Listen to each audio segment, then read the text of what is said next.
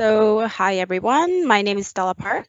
And I am a Quality Assurance Manager from Research Services. Today, I will be talking about informed consent of clinical research in community health research setting and in academic institution setting. So I will start with a basic question of what is consent and how is regular consent or consent is different from the informed consent. So when I look it up, the dictionary definition of a consent, it says that it is a permission for something to happen, agreement to do something, or giving permission for something to happen.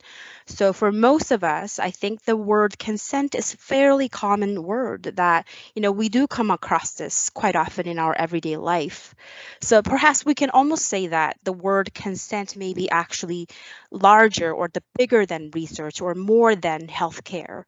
So I can give examples, something like you can borrow my car with my consent, but without consent, it'd be considered theft. Two people can have sex with consent, but without consent, maybe it will be considered rape. Or you can draw blood of another person with consent.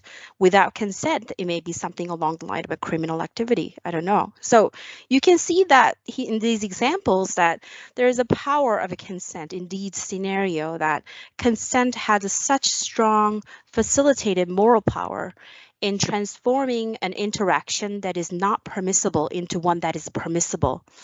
In healthcare setting, we don't just talk about consent, we do talk about informed consent.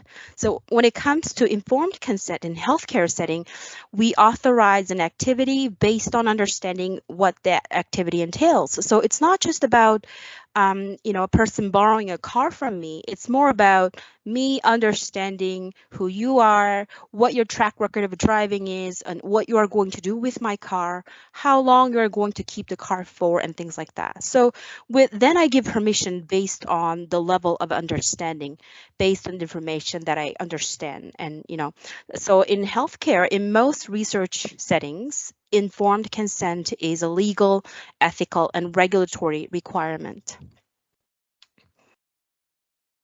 The informed consent in clinical research setting is slightly different from the clinical care for the following reasons. In clinical care, patients give consent to be treated or undergo a procedure with a goal of improving, treating, or preventing a disease or condition.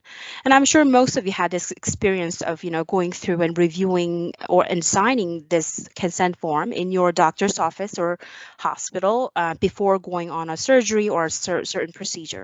When it comes to clinical research, the goal is different. The goal is to produce knowledge to benefit others. So not necessarily giving direct benefit to the participant.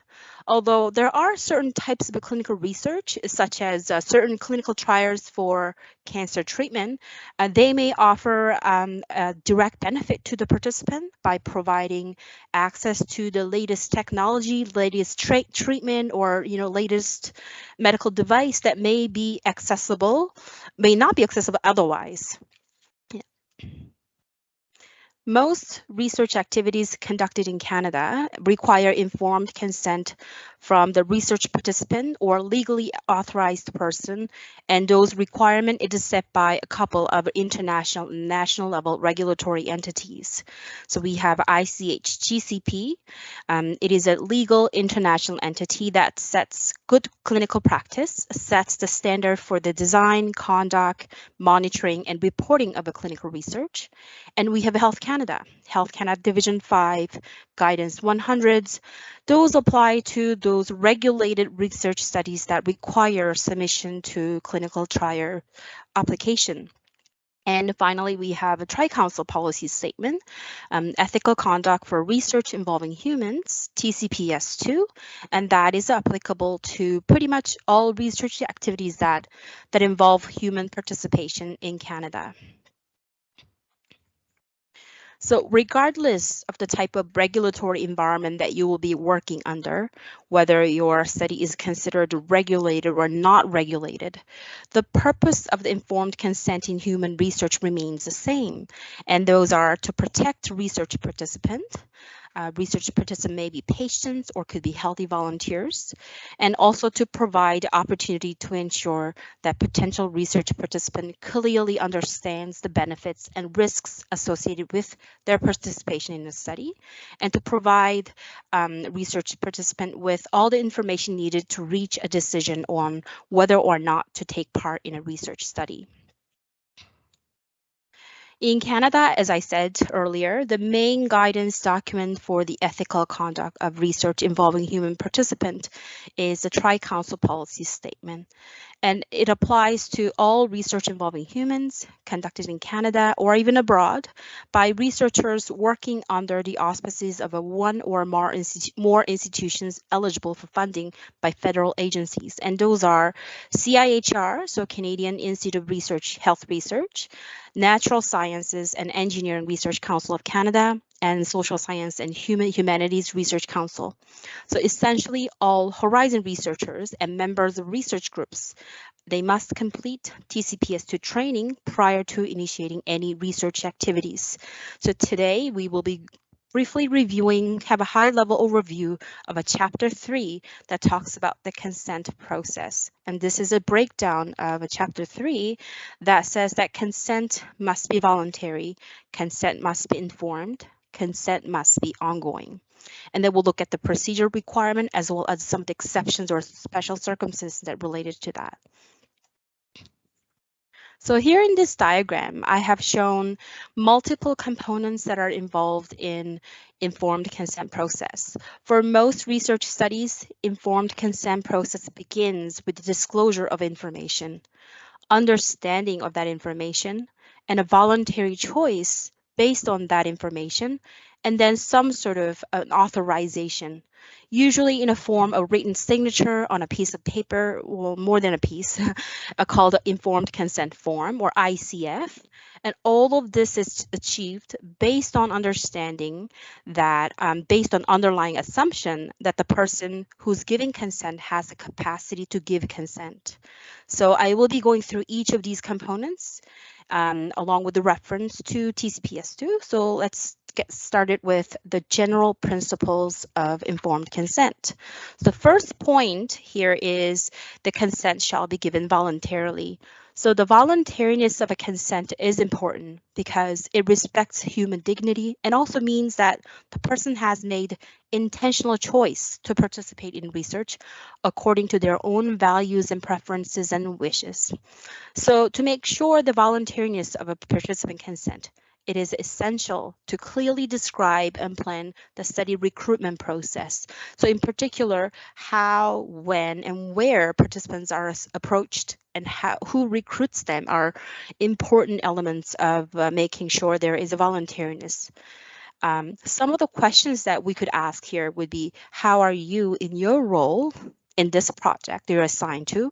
How are you involved in the informed consent process? At which point are you invited to the patient circle of care if you are not a member of a patient circle of care? And you have to think of all these logistical details and should clearly be communicated among research team members before starting your study, and to avoid any confusion of each person's roles and responsibilities in the consent process. So what are some of the factors that affect the person's voluntariness? So if you look at the TCPS2, it talks about 3 points here. So in considering the voluntariness of a consent, we should be cognizant of a situation where undue influence, coercion, or the offer of incentives may negatively influence the voluntariness of a participant's consent. So when it comes to undue influence or even manipulation, that may happen when participants are recruited by individuals in a position of authority. So influence of power relationships. I can think of employers and employees, teachers and students, or even correctional officers and prisoners. And I'd like to emphasize that the voluntariness of a consent should be evaluated from the perspective of the participants, as the individuals being recruited may feel constrained to follow the wishes of those who have some form of a power or control over them. So as a researcher and also a research ethics board should really pay particular attention to the elements of a trust and dependency in a relationship. So something like physicians and patients, and or between professors and students. And these relationships can possibly impose undue influence on the individual in a position of a dependence to participate in research projects. Coercion is, I would say, is more an extreme form of undue influence involving threat of harm or punishment for failure to participate. Coercion, when that occurs, of course, would contradict the voluntariness of a decision to participate. Incentives are anything that's offered to participant, monetary or otherwise, for participation in research. Because incentives are used to encourage participation in research projects, they are an important consideration when assessing voluntariness. Where incentives are offered to participants, the incentives should not be so large or attractive in a way that, that puts the patient in risk. As an example, coming from personal experience, when I was working for a small CRO in a city in Toronto years ago, and where they conducted phase 1 or 2 clinical trial, and most of those studies were looking for healthy volunteers for the purpose of getting pharmacokinetic analysis and such that. So we had a group of people called the professional subjects at the time. So what they mean by that is that there was a group of people, healthy volunteers, who was more like repeatedly enrolling themselves or registering themselves to join one of these studies for the purpose of getting financial gain, because most of those studies had the compensation of a certain amount, ranging from several hundreds to even thousands, depending on their risk and commitment level. So that would be one of the examples of that. Yeah. In Article 3.2, it says that consent shall be informed, and this can be achieved by fully disclosing all the information necessary for making an informed decision to participate or not to participate in a research project. And this may sound pretty straightforward, but in reality, the process could be quite subjective, and there are many factors to consider when it comes to effectively delivering information to your prospective research participants. So starting with the disclosure of information, when it comes to disclosing information, it's important to consider what and how much of information are you sharing with your participant. The information that you disclose with your participant is usually written in a form of a document called Informed Consent Form, or ICF. And writing an ICF that is readable, understandable, it could be quite challenging, and you would have to also consider the length of the ICF, format of it, the reading level, the complexity of the information you're about to share. All those other factors need to be considered. I was recently attending this webinar, I think education session, that was about informed consent, and the speaker shared really interesting little study that was conducted somewhere else around the world, and the study was about assessing research participant comprehension level. So they used 2 different versions of informed consent form for the same study. One version of ICF had only very condensed format. It was only 1 or 2 page long. And then the other version was quite lengthy in a way that it must have been at least 5-6 pages long, even more. Had all the details and very lengthy, but basically almost the same information. The surprising thing about this study was that the 2 groups of patients who showed the same level of understanding about the study, regardless of which version of ICF they were presented to. So I thought that was a really, really interesting finding. So when the ICF is written and it's approved by Research Ethics Board, this ICF is used as more of a guide document when you're having consent conversation with your potential participants. So, however, ICF is not the only thing you need here. When you're planning your consent discussion, there are many things you would like to consider and plan ahead of time. So I think Jacqueline already covered the permission to be contacted for research participation form, or the setup that you may want to consider for your unit. And there is a potential patient population characteristics that you may want to consider. So there's age, health status, language. You may want to come with some sort of a dialogue or time consideration. I mean, yes, everyone probably requires different timeline, different time to consider all the options, but it's a good idea to sort of have at least idea of how long you plan to do your consent discussion with your potential participant. And there is a cultural consideration. You have to be cognizant of the meeting space. Is that going to be happen in person, or is it going to be happen in virtual setting? And if it happens virtual, obviously you would have to consider technical and internet access arrangement and things like that as well. There may be other additional tools that you may want to incorporate when you're doing your consent conversation. If a study happens to run in a longer term, patient engagement, participant engagement strategy might be one of the things that you might want to consider. And again, you have to consider strategies as to how you plan to execute your ongoing consent as well.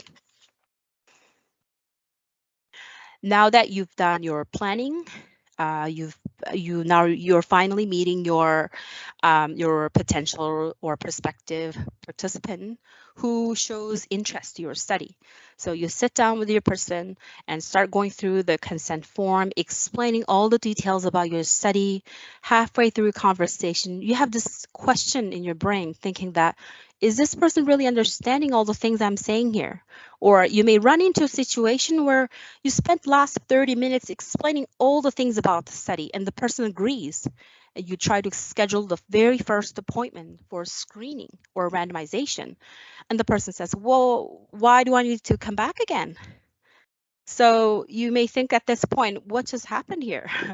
So, well, I hate to tell you, but studies have shown that participants tend to show variable and often limited understanding of a study information, even though you thought they actually understood everything you just said. So what really affects a person's understanding when it comes to a consent process? So it may be some of the process related factors, as I mentioned earlier. What's disclosed and how and where the information is delivered could actually make a difference. Did the participant feel comfortable having conversation in the middle of a busy clinic?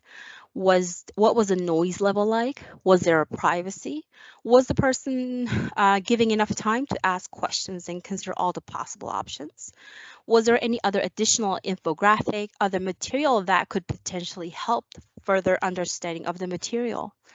And again, we cannot, ignore the age, education, pain level, literacy, all those factors need to be considered as well. And also other important thing I want to bring out here is expectations or therapeutic misconception and related misunderstanding could be one of the factors that affecting the understanding. So for example, some patients may have fear of being treated as experimental model or being idea of being a guinea pigs, or some patients fall into this belief that, this new treatment they're about to get into is the only way to cure their medical condition. But in reality, they are actually receiving treatment or medication that has no marketing approval by Health Canada just yet. So you need to be aware that, there may be this gap between what person thinks he or she understood, but how the information is actually perceived or appreciated. Yeah. Last important general principles of informed consent is ongoing nature of a consent. And it's important to recognize that informed consent is not just an episode. Consent is not a form that, where you present to the patient and get a signature from. So consent should be maintained throughout the research project. Researchers have an ongoing duty to provide a participant with all information relevant to their ongoing consent to participate in the research. So far, we've looked at general principles of informed consent. Now, I want to talk briefly about procedural requirements of a consent.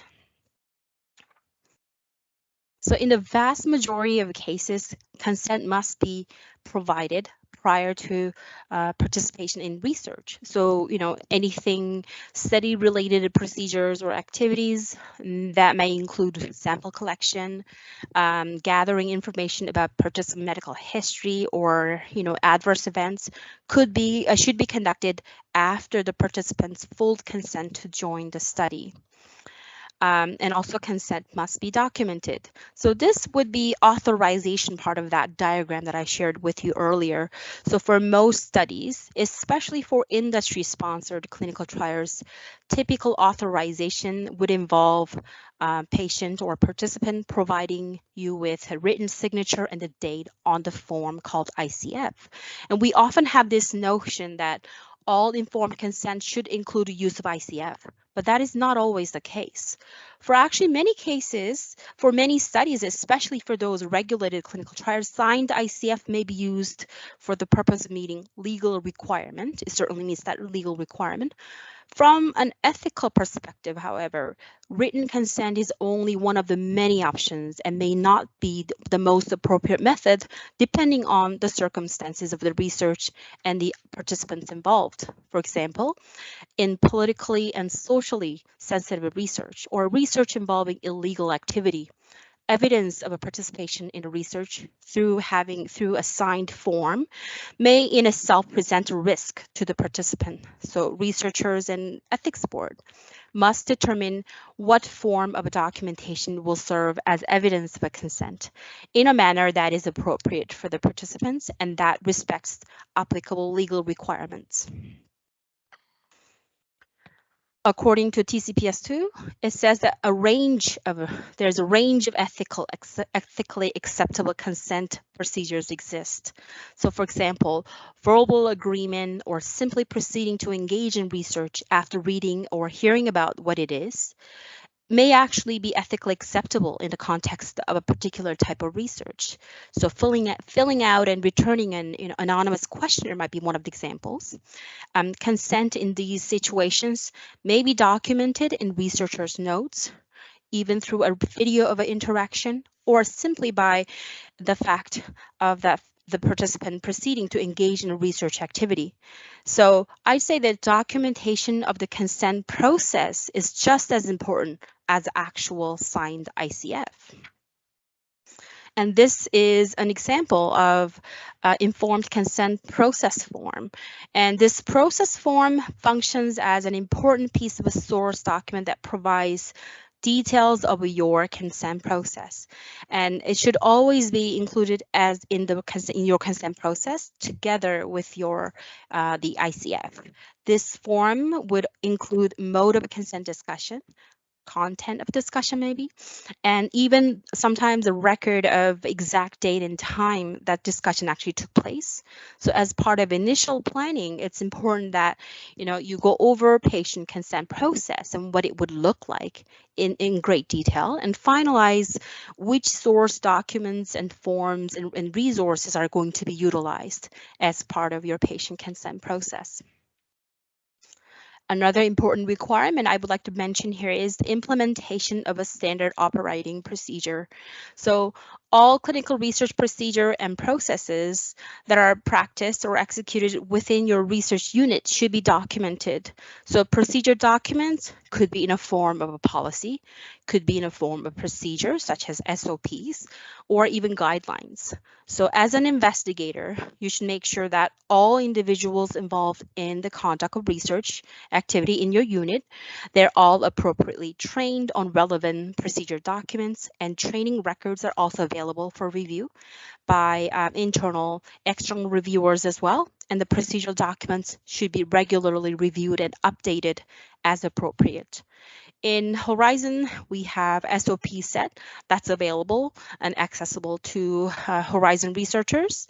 SOP manual is designed to help investigators and their teams conduct research in alignment with accredited national standards. And we do review these documents pretty much throughout the whole year and update it regularly, at least once a year for sure. When the SOP, when the SOP and procedure document is created, reviewed and approved by the study team, there should be a training being offered within the research group. And then the event should obviously be documented in training records as well. Next couple of slides, I want to talk about consent under special circumstances. So the first special circumstance is where individuals lack decision-making capacity. So the TCPS2 adopts an approach to consent based on decision-making capacity. This approach focuses on the ability of an individual to understand the risk and potential benefits of the research. It is not based on, for example, on whether the person has attained age of majority. It's not based on the age. It's more based on the decision-making capacity. So individuals who lack the capacity to consent for themselves should them nevertheless have the opportunity to participate in research. The core of a principle of justice also requires that they not be unfairly excluded from research participation and also potential benefits, and they should not be included in research where their participation would be inappropriate. So additional precautions are necessary to comply with both the core of the principle of justice and also the respect for persons. TCPS2 sets out conditions that must be met in order for individuals lacking decision-making capacity to participate in research. One important condition is that research is being carried out for their direct benefit or for the benefit of individuals in a similar situation. Another condition is to make sure that these individuals engage to the greatest extent possible in this decision-making process through the expression of assent or even dissent. And in addition to the participants' assent, there should be an authorized third party that must also provide a consent on their behalf. Another special circumstances I'd like to share with you is where the research requires a departure from the general principles and procedural requirements of the consent. There are some research questions just cannot be answered without an alteration to these requirements that I mentioned just now. So for example, the questions of what factors influence whether people will choose to return a wallet dropped by someone on the street could not be answered if they were already notified of the incident prior to that. So the alteration to consent requirement that may include, participant with only partial disclosure about the purpose of the study or deceiving participant entirely about the purpose of the study and not informing participant that they're even involved in a study. So TCPS2 requires that if it is possible and practical and appropriate, participant needs to be debriefed following their participation. And in some circumstances, this may be that participant may refuse to give consent and that they request the termination of their information from the research after the fact. Research involving medical emergencies is another example. More of an obvious situation where it may not be feasible to fulfill the general requirements of a consent. And again, TCPS2 sets out really strict condition for which such exception is considered ethically acceptable. And these conditions seek to make sure that such research offers a realistic possibility of a direct benefit to the participant in comparison with the standard of care, that risk posed by the research is no greater than that of a standard of care, and that consent by the patient or authorized third party is truly not possible at the time. Incidental findings is a discovery about research participants or potential participant that is made in the course of research, but it happens to be outside of the objective of the research study. And they are considered material incidental findings if they're reasonably determined to have a significant welfare implication of a participant. Such findings may appear at any stage of the research. For certain areas of research, something like genetic research or research that includes imaging, incidental findings can be reasonably foreseeable or expected. So during consent process, it's important that researchers have a duty to inform participants of the likelihood of discovering these incidental findings in the course of research, and provide information about how how these findings will be managed and disclosed to the participant. However, in order for respective participants' autonomy and their right not to know, the communication of these findings will only be done if they have consented to receiving them. In some cases, incidental findings may trigger a legal reporting obligation, and researchers should be aware of these obligations, and as part of an initial consent process, should inform participants of the limits to confidentiality. Last couple of slides, I just wanted to briefly discuss about remote informed consent. Because given the pandemic, COVID-19 situation and all that we've been living last couple of years, there's been a many significant change of a practice in the world of clinical research, and probably remote consent would be one of them. And so many informed consent discussions actually happen over the phone, over Zoom video conference, or over an email communication even. So Horizon has established is institutional guideline for remote consent process, and that was written based on the FDA Health Canada requirement. And the copy of the guidance document is available. If you haven't had a chance to review it, I'd be happy to share that latest version with you in a separate email communication. And also, I'd like to emphasize that, despite different mode of delivery, delivery mode of a consent, the fundamental requirements of an informed consent still remains the same. So just like in person or in on-site consent, remote or modified consent process needs to be reviewed, approved by REB prior to implementation. You have to make sure that participants always have the opportunity to ask questions, and give them enough time to consider all the options. And when you are considering utilizing several different methods, so it could be email, telephone, text, or even regular mail, you have to think of that. And then if consent is given verbally, make sure you read the consent to the participant with the participant and provide an opportunity for questions and answer sessions, and consider providing documents ahead of time so that you are giving the person enough time to consider. And maybe for certain studies, you may want to consider involving impartial witness.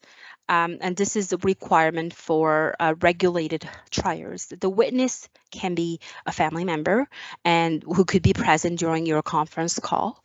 A scanned copy of attestation can be forwarded to the study team by email, or a picture of a signed attestation may be also sent through email or even text.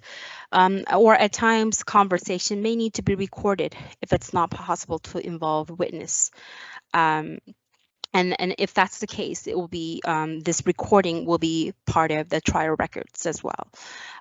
For those of you who's not involved in regulated study setting, impartial witness may not be necessary at all times, but make sure there is enough documentation and processes are in place to substitute the requirement of an impartial witness. This is the last slide. Oh, sorry, I briefly wanted to mention about the e-consent as well. So e-consent platform is pretty common as well, and typically more for regulated studies as well. And a lot of times e-consent platforms are provided by sponsors. And when that's the case, make sure that platform meets the regulatory requirements as well. And also there is a measure for system validation, and that there is approval by Horizon Privacy Officer as well as IT. And also there is appropriate training to be offered to the research team members, and make sure you have enough support from sponsor as well. And also you have SOP or procedure document to explain the process and requirement for your e-consenting process as well. This is the last slide, and I'd like to talk about the risk consideration with respect to changes to informed consent process. So there are some new risks that need to be considered, also change in risk levels due to change in research practice. So for example, a researcher may decide to communicate with participant remotely instead of in person. So this change of practice may address the risks that are related to physical contact or, spread of virus or infection. But researchers and research ethics board should also be mindful that this change of practice may introduce a new risk and ethical issues that are related to privacy and confidentiality information when involving digital platforms and people working remotely and such. So there may be a new need for a new or additional security and safety measures to be in place to protect participant information. Another aspect of a new risk is depending on the participant population that you work with, the change from in-person to remote participation may also introduce new ethical issues related to fairness and equity, where only those patients who have access or ability to participate remotely, they have access to these to participate in research. So lastly, I'd like to mention about participant vulnerability and change in patient vulnerability due to certain circumstances. So TCPS2 says that during the extraordinary circumstances of the pandemic, participants may be rendered more vulnerable by the nature of the emergency. Vulnerability can be psychological due to isolation, stress, anxiety, or for economic reasons due to financial burdens of the pandemic or unemployment. Vulnerability can also be social in nature due to limited access to critical services or physical vulnerability due to pre-existing medical conditions or age. So for example, when research on self-harm or suicide involving participants began in non-pandemic times, and it happens to continue throughout the COVID-19 environment, researchers need to maybe reassess the vulnerability of their participants in the context of research. So researchers should consider the additional stress the participant may be experiencing in their personal life as well.